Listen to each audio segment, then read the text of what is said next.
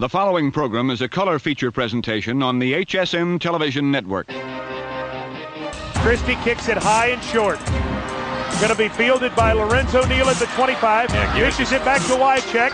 He throws it across the field to Dyson. He's got something. 30, He's got 40, something. 50. He's got it. 40, He's got it. 20, 10. He's got it. End zone. Touchdown Titans. There are no flags on the field. It's a miracle.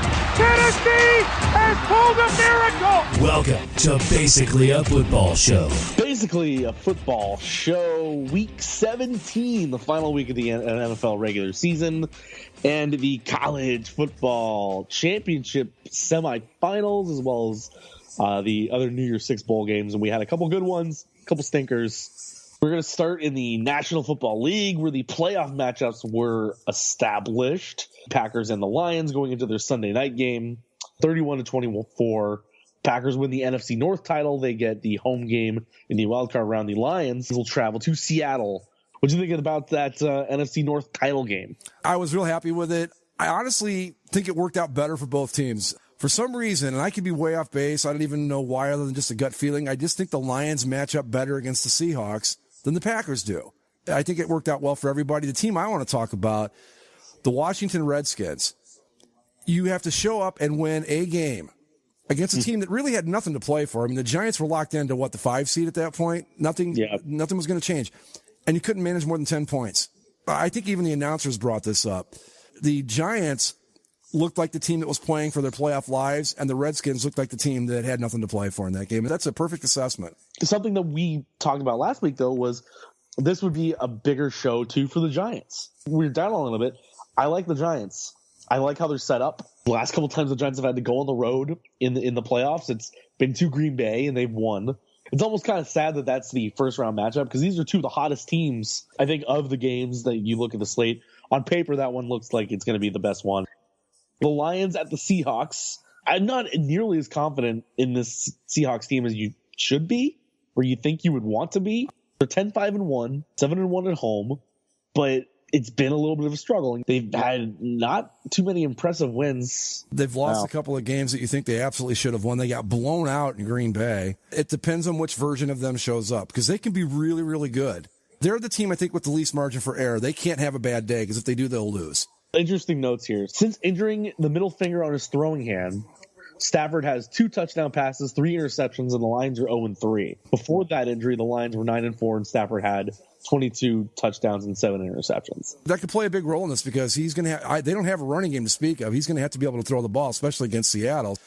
That could play a big role in this whole thing. His one little finger could make a big difference. Yeah. I'm looking back at the Lions schedule. They had a pack of 3 losses at the beginning of the season when they went 1-3, and we all thought that they were dead. Then they finished off the season with 3 losses. The Giants, Cowboys, and Packers, all playoff teams. This is kind of why I didn't trust the Lions at any point. If you do the advanced metrics things in football, and one of them I think is the close game thing, where I think Bill Simmons calls them either-or games. The Lions seem to win all of their either-or games, where it could have gone either way, and they seem to win all of those. We had said, when we compared them to the Chargers, when the Chargers were on the bad side of that, and the Lions were on the good side of it. I don't want to say that the Lions are going to get dumped in this game, but I think they could. But that's all that really needed to be decided in the NFC. Falcons got the number 2 seed. Things are clicking for the Falcons. I like this team a lot. I've been trying to convince you of it all season. You won't get on board, but these guys are good. Legitimately good. But that was everything in the NFC. In the AFC, everything was already set. The only thing that was possibly in motion was the AFC West. All the Chiefs needed to do was win, and the Raiders needed to lose. Both those things happened. The Raiders went into Denver. Not only did they lose the game 24-6, they also lost their backup quarterback, Matt McGloin. Connor Cook has to come in. So all of a sudden, the Raiders go from being a potential Super Bowl contender, a contender in the AFC, to being a wildcard team and having to go on the road. Has there been a more disappointing end to the season for a playoff team that you can remember than the Raiders? No, that's rough. I think I talked about it on Basically a Sports Show. A similar thing happened with the Browns in 1988, but it was the first week of the season when they lost Bernie Kosar. So you had a whole season to adjust to the idea that you weren't going to be that great and your chances weren't that good. It's not any better, but at least you have a whole season to get used to it. Like the Raiders fans were Super Bowl fever, man. I mean, it was happening, and all of a sudden you look at it and you go, we've got no shot. Connor Cook isn't going to take this team on a 3-game run and take them to the Super Bowl. It's just not going to happen. And it's just a shame. We were pulling for this team all year. The Chiefs, on the other hand, they finished the season 12-4, get a first-round bye, win the division. Offensively, maybe this is as good as the Chiefs have looked over the last few years, and I'm not. I don't think either of us are sold on what the Chiefs can do long-term in the playoffs. The only concern I have with this Chiefs team is I just don't think they have the offensive firepower to go into Foxborough and beat the Patriots. Now, if we could somehow lose the Patriots somewhere along the way before it gets to the AFC title game, I think the Chiefs are the team to beat. I think they've got enough defense so they can keep it close with the Patriots team, maybe even on the road. If it turns into a shootout, forget it. I just don't see them having the horsepower to do it, to keep up with the Patriots. That's my only concern with them. If the Patriots didn't have home field throughout the playoffs, I would say the Chiefs would be the favorite to go to the Super Bowl. But it's just that one little thing, and it's not little, it's huge. And that's my biggest concern with them. I love them. I would like to see them do well, but that's what worries me about them, is I don't think they can hang with New England. Yeah, no, I agree. I mean, I think they could probably beat just about anybody else in the playoffs, even the Steelers. Yep. But yeah, I just don't know where to go with them. I think with the Steelers too, their best shot is to get into a shootout with the Patriots and be one of those last team with the ball wins type of games. I think that's their best way of getting past New England. Right now, you just look at the board and you go, I don't see anybody knocking off the Patriots, unfortunately. And I mean, 14-2 they went this year, for Pete's sake. 14-2, they get that with a 35-14 win over the Dolphins, and it looked pretty easy. This was a very Alabama against somebody that you think is pretty good type game, where the Dolphins made it look interesting for a little bit, and then the Patriots just said, okay, we're done toying with you, and just put the hammer down. And I think it was the Julian Edelman touchdown. The Dolphins got to within 7, and then they got Edelman loose for like a 65-yard catch and run, and that was it. Then Patriots never looked back. And the only other AFC game of real consequence, the Browns tried to get 2. They were leading. I watched the end of this. Let me tell you how this happened. In overtime, the Cleveland Browns got all the way down, 1st and goal on the Pittsburgh 2-yard line, and even got an interference penalty. They got like multiple shots at this. It wasn't just 3 downs they had to play with. They were like at the 7, got an interference penalty, got another 1st and goal at the 2, and could not punch it in for a touchdown. Had to settle for a field goal. The next drive down, what's his name? The kid, the backup quarterback. I can't even think of his name. Landry Jones threw just a beautiful touchdown pass to end the game. And I thought, that's the Browns season in a nutshell. They got down 1st and goal on the 2-yard line and could not get in the end zone. The Rams finish off their first season in Los Angeles with a resounding 44-6 loss. Jared Goff was sacked 7 times before he got pulled out for Sean Mannion late in the game. Did Mannion look any good at all? No, because the offensive line is garbage. Okay, I just wanted to see if maybe he showed a flash or something. No, I guess not. Neither of them had any opportunity to do anything because the Cardinals were all over him from the very start. Anybody that knows anything about football knows that if you don't have an offensive line, you have nothing. I don't care who your quarterback is. If you can't protect him, it doesn't matter who's back there. I think since he started, he's gotten sacked 22 times over the last half of the season, which is ridiculous. If anything, that's detrimental to your starting quarterback. I mean, hell, look at what happened to David Carr when he played for the Texans. Or Tim Couch with the Browns. Same thing, yeah. No, like this rookie coming in, no offensive line, and they just get killed, and they never do anything because they can't ever throw on their plant foot. Well, always on the ground. And, that was, I mean, with like Tim Couch, this was back before the concussion protocol thing and all that stuff took place. We don't know how many times those two guys were concussed, getting sacked 60, 70, 80 times a year. Tim Couch could have been a good player. I think David Carr could have been a good player. But when you get knocked around that much, and back then, no one cared about, you were just getting your bell rung and get back out there and be a tough guy. And it's hard to evaluate a guy when he's getting knocked down all the time. You're exactly right. So who knows if Goff's any good or not? We'll have to wait and see. The bottom 5 for the draft pick. Cleveland clinches the first overall pick. San Francisco, number 2. The Bears and the Jaguars are both 3-13, and the Rams, 4-12, will get the number 5 pick in the draft. That'll be nice. So next week, Saturday, you open up with the plum Saturday afternoon slot. This is the playoff game that the NFL basically says, we don't care if you watch this or not. Houston hosting the Raiders. Brock Osweiler will start for Houston because Tom Savage has a concussion and they don't want to play Brandon Whedon. Oakland, Jack Del Rio hasn't said which quarterback will start. Matt McGloin coming off the shoulder injury, Connor Cook.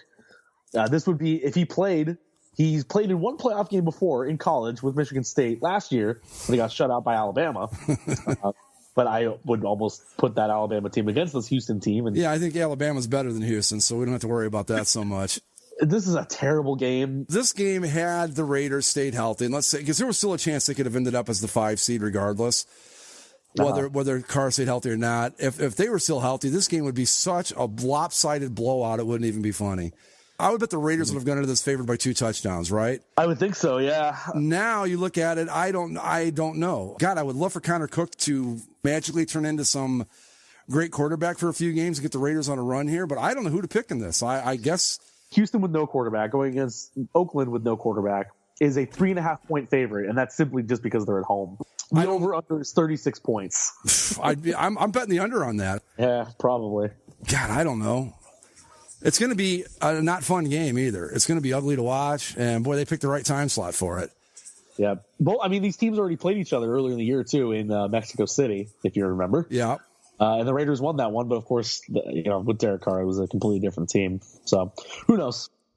The other game on Saturday is Lions Seahawks. Seattle's an 8-point favorite over the visiting Lions. Sounds about right. I think the Lions have a chance in this game, but if you're going to bet money, bet the Seahawks to cover that 8. But I do think the Lions have a shot. Yeah. On Sunday, it'll be Dolphins at Steelers. These two bet earlier this season, I believe. I'm trying to pull up the score. Yeah, the Steelers went down to Miami earlier this season. Oh, didn't Miami just run them out of the building? Miami beat them 30-15. The Steelers on a 7-game win streak to finish off the season. In that 7-game win streak, the only team of any real consequence that they beat were the Giants and the Ravens. The win streak is sandwiched by wins against the Browns. They beat the Colts, they beat the Bills, they beat the Bengals, and then they also beat the Giants and the Ravens. So I don't know how much you want to take out of that, but either way, the Steelers are on a roll right now. They are, but obviously we're still going to get Matt Moore at quarterback for the Dolphins, right? Is Matt Moore that much of a difference than Ryan Tannehill in a game like this? Though? I think a little bit, but not significant. Jay Ajayi is still their focus. Yeah, that Pittsburgh defense is not good.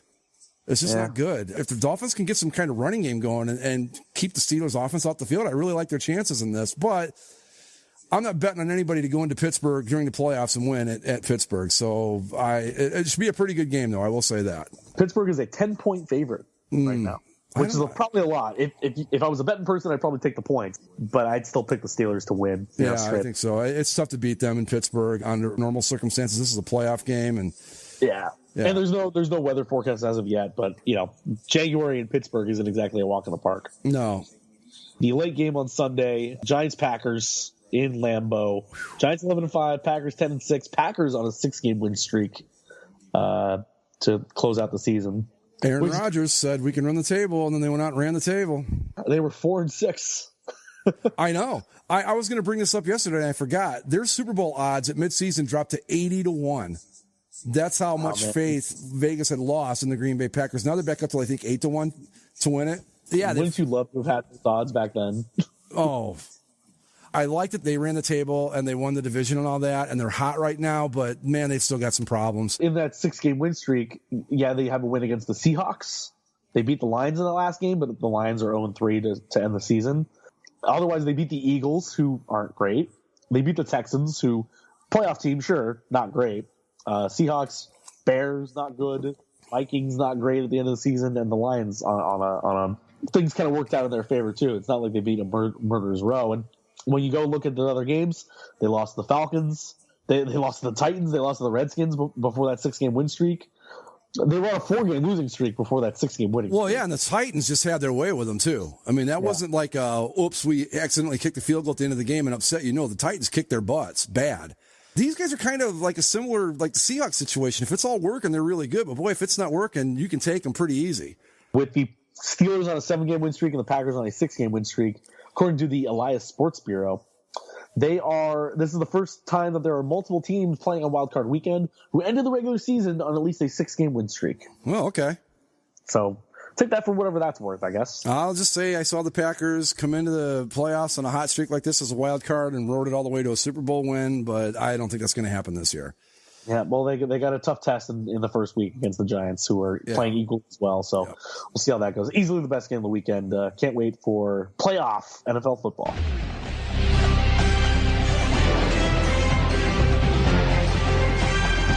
Going over to college football, and the bowl season is pretty much done. As you know, Greg and I have been tracking our bowl picks. Right, let's get to the important news first here. How'd we do? Well, we have one game left, but the championship has already been clinched. After 40 bowl games, I finished a solid 20-20. Greg, you went 23-17. You are basically a football show bowl pool champion. Yeah, 23-17. That's not exactly something to write home about. I finished strong. I won. I picked all the games yesterday correctly. Florida, Wisconsin, USC, and Oklahoma. You picked Auburn and Iowa in two of those games. Yeah, and the funny thing is, some strong games in the middle of last week and really pulled ahead. What's funny about the games yesterday is watching those games. I thought, what was I thinking with Iowa especially? But let's go through the New Year's Six games at the very least. With the Orange Bowl, Florida State and Michigan. When we were talking about the bowl games, we had this game as probably the best outside the playoff matchup of the whole thing, and it lived up to the billing. It was a great game. It was a great game, and it really, these are still exhibition games. You don't need to put too much stock into them when it comes to how you view a team or what it looks like going into the next season or any of that, but still surprising. The way Florida State dominated early on, I thought right away, like, okay, these guys are disappointed in Michigan that they didn't make the playoff and they just didn't even want to be here. But, man, they stormed back. It was just a fun game to watch. The two playoff matchups. First, you had the Peach Bowl, number 4 Washington, number 1 Alabama, and Alabama cruised 24-7 to advance to the title game yet again in this college football playoff. Okay, so your takeaway from Washington after this, I think this made me think they were better and deserved to be there. They acquitted themselves well. They just ran into an Alabama team that is unlike anybody anywhere has seen this season. You know? Yep. The defense is just at another level for Alabama, especially when when they can score points like Alabama's defense has done all season, and they did again in this game.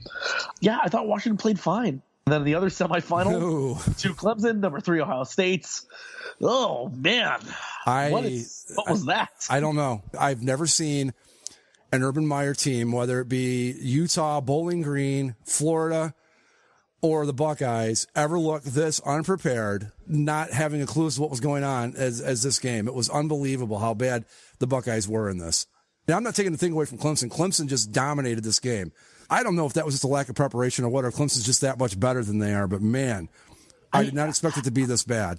I can't think that Clemson is that much better than Ohio State. Urban Meyer shut out for the first time in his career. Yeah. It looked like Ohio State just wasn't adjusting to anything Clemson put out either. They were just shell-shocked the entire time and didn't adjust to anything Clemson did, whether it was defensively or offensively. They looked like they had no idea what to do. They couldn't get any kind of rhythm going on offense.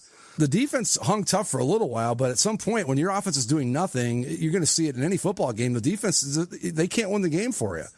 Yeah. And the offenses couldn't get it together, and a dominant performance by the Tigers. And between that and Washington playing Alabama as well as they did, if you're a Clemson fan, you got to be feeling pretty good right now, I would think. Look at the other 2 New Year's Six, or the 3 New Year's Six games that got played on January 2nd. The early game, the Cotton Bowl, Wisconsin and Western Michigan, and again a game where Western Michigan, I think, acquitted themselves very well. Most of us thought that they were going to get jump trucked, and they played Wisconsin respectably. I think the game went ultimately how you thought it would. Wisconsin winning 24-16, but it just shows that there's a talent level difference between a Big Ten team and a MAC team. But for what it was, Western Michigan played pretty well and showed that they were a decent team, just not on that next level like all these other teams are. I'd said it all along that the best matchup the Broncos could get in this game was Wisconsin. If they had to play a top 10 team, Wisconsin was the team they matched up best against, and they did. Because Wisconsin doesn't have a Oklahoma-style Big 12 offense where they're going to score 80 points on you or anything like that.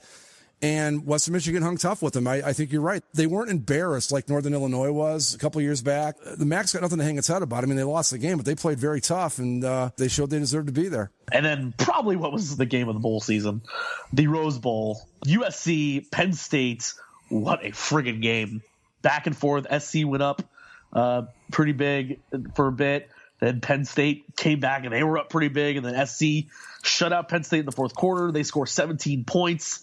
They tie it late. Penn State throws a ill-advised interception, I'd say, late in the game on their final drive. SC holds onto it, kicks the winning field goal for the highest scoring Rose Bowl in Rose Bowl history, 52-49. SC finishes the season hot. They finished 10-3 with a Rose Bowl victory. Penn State falls to 11-3. What a game. I think USC would love to get the first, 4 weeks of the season back. They got really good towards the end of the year. And I got to give credit to Penn State. I don't think they're as talented as USC, and they hung with them. But the Trojans, wow, what a game. And again, you can't take anything away from these going into next year, but you look at the body of work they had towards the end of the season. This team's headed in the right direction, I think. Something that you probably wouldn't have thought after the first 4 weeks or so when they looked like they were dead in the water. Yep.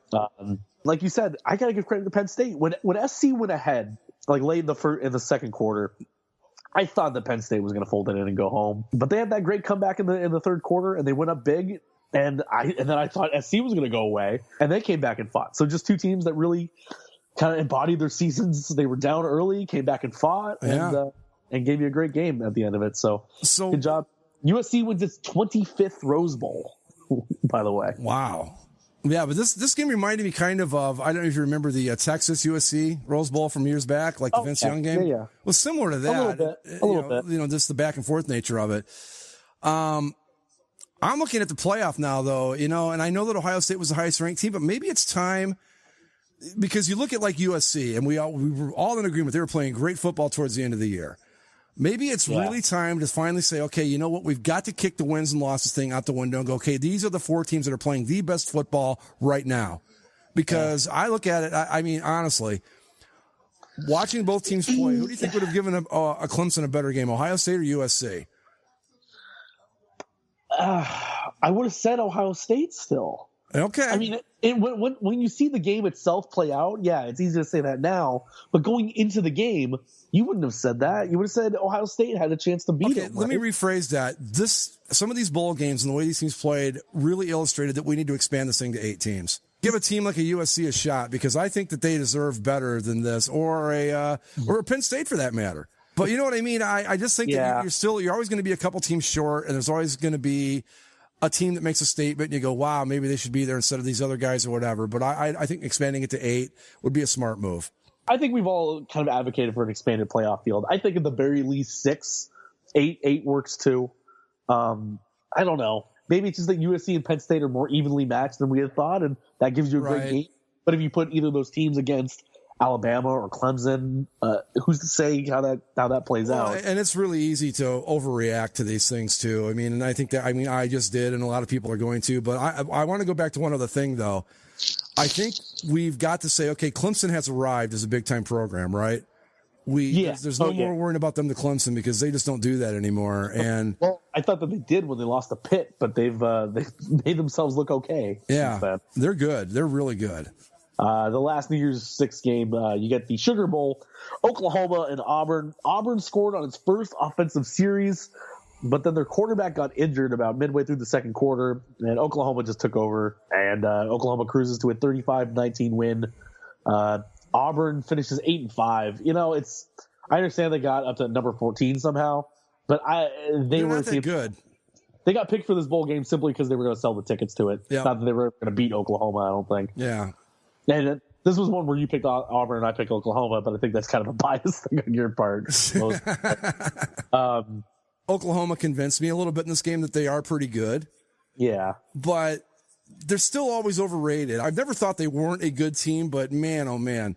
All they've got to do is go out and win 2 games, and everybody's like, put them at number 1. And they're, you got to kind of temper your expectations with these guys a little bit. But they impressed me in this game. But then again, Auburn, I think, was overrated too. Like I said, they were picked for this game because they happened to qualify in terms of the rankings, and that they could sell the tickets. Yeah, exactly. If you're going on straight matchups, if you want to get the best teams in all these bowl games, Auburn wouldn't have been in there. This was just a ticket move, but that's fine. Anyway, for the national championship game, we got one more pick to make. Number 1, Alabama Crimson Tide in a rematch against the number 2 Clemson Tigers. Alabama 14-0, Clemson 13-1. Alabama 6.5-point favorites. Do they get the crown, or does Clemson, make some retribution for last year? you'd love to pick Clemson, and I'd love to see Clemson win, but I'm going to stick with what we've been saying about Alabama all along. Until somebody beats them, they're the champions as far as I'm concerned. I've got to pick Alabama. As fun as it would be to have the redemption story, and Clemson's still a very good team. Not taking anything away from them, they're a very good team. As you said, they've elevated themselves to a championship level program, but it's just hard to say anybody is going to beat this Alabama team. Right. If yes, you can say it's make a different pick or be a guy that or just say something else to make a hot take or whatever. But it's right. Just Alabama's 14-0, and whether their offense looks explosive or not, the defense is still great. The defense scores points. It shuts down other teams as well. And Jalen Hurts, despite being a true freshman, looks as calm and poised as any other quarterback Alabama's had. Well, not only that, but they don't have to rely on him to win this game. No, they can run the ball. They have multiple receivers too. The defense scores. Alabama's the full package. And there's a reason that they're number one and have been for what seems like the last 10 years. They're just that good. I would love to see Clemson win this game. I really would, but I just cannot in good conscience. And it would be easy too, because anybody can be, like you said, do the hot take. Well, I'm going to take Clemson. You got a 50-50 chance of being right. So if they pull the upset, you're not a genius. You just flip the coin and happen to land your way. I'm going with Alabama because that's the smart pick. They're the best team, and as much as I'd like to see Clemson win, I got to go with the Tide. I too am going to go with the Crimson Tide. It's Alabama's college football world, and we're just living in it. Pretty much. So I guess that's it. You got anything else before we go? Go Packers, beat the Giants, and I'm going to say go Clemson, even though I picked Alabama. Go Tigers. Yeah, I've got no dogs in any of these races. And go Chiefs. Go Chiefs. Yeah, I guess you got to pick a bandwagon team for the playoffs, huh? Yeah. It would have been the Raiders, but I'm not jumping on that sinking ship. Dolphins are going to lose. I hate the Steelers. I don't really like the Texans. Yeah. I hate the Patriots. I've always been so lukewarm on the Chiefs. See, I've liked the Chiefs ever since I was a kid. That was my first clue that I was a uniform geek, because I just loved them because of the way they looked. For me, it's the Chiefs. Obviously, the Packers first, then the Chiefs, and after that, it's kind of like, we'll see what's left over, I mean, Dallas isn't a bad pick. Dallas is fun, but I normally hate Dallas. Yeah, so do I. It's tough. It's tough for me. No. Falcons don't do anything for me. Lions don't do anything for me. Oh, you know what? My Falcons are if the Packers get eliminated, I'm all over the Falcons. That's my bandwagon team, man. Whoever wins the Giants-Packers game. There you go. There's my pick. All right. Do we want to pick those games? The NFL games? Yeah, throw them out there real quick. All right. Raiders-Texans. God. I'm going to say I think the Texans are so bad that the Raiders, with either what's left of their second-string quarterback or their third-string quarterback, will still eke out a win in this game. So I'm taking the Raiders. Okay. Man. I think that somehow the Texans pull it out just because. Well, somebody watch this game and let us know how it goes. Yeah, right. Lions Seahawks. Oh boy, I want to pick the Lions, but Seahawks. Got to go with the Seahawks. I want to go the same, but I'm going to go Seahawks too. Yeah. It's hard. It's hard to pick against them. With the way the Lions are playing. Steelers Dolphins. Same thing. I'd love to pick the Dolphins, but I think the Steelers are going to win. Yeah, I'll do the same there too. I'd love to pick the Dolphins, but I got to go with the Steelers. And then Packers Giants. Well, I'd be remiss in my responsibilities as an owner of the Packers if I picked the Giants. So of course the Packers. I'm going to go Giants. Okay, that's not a bad pick, by the way. No, not a bad pick at all. Nope. So we're the same on the Seahawks and Steelers. Different on Raiders, Texans, because that's literally a damn coin flip. And then Packers Giants, which is easily the best game of the weekend. So we'll keep track of that too, just like we did with the bowl. All right. For Greg, I'm Zach. This is basically a football show. Follow us on all of our platforms. Enjoy the playoff football.